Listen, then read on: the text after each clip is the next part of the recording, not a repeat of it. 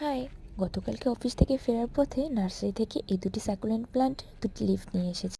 এর আগের প্ল্যান্টটা থেকে তো একটি কুড়ি জন্মেছে, ওইটা দেখেই আমি নার্সারি কাকুর কাছ থেকে দুটো চেয়ে নিয়ে এসেছি।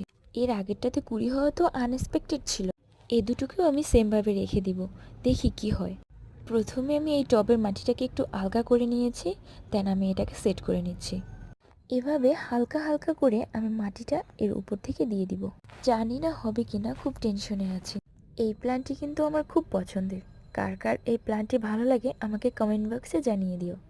আর হ্যাঁ, কার যদি আমার ভিডিওটি ভালো লেগে থাকে তাহলে প্লিজ লাইক করে দিও। নাও সেম ওয়েতে আমি অপর লিপটি মাটিতে বসিয়ে দিলাম। এভাবে সেট করার পরে আমি শুধু জল দিয়ে হালকা স্প্রে করে নিব। কিছুদিনের জন্য আমি ওদের এভাবেই রেখে দিব আর ওয়েট করব নতুন কিছু দেখার জন্য। ওকে, এবার আমরা চলে, চলো টাটা। এই তুমি কে? কি চাই? হ্যাঁ,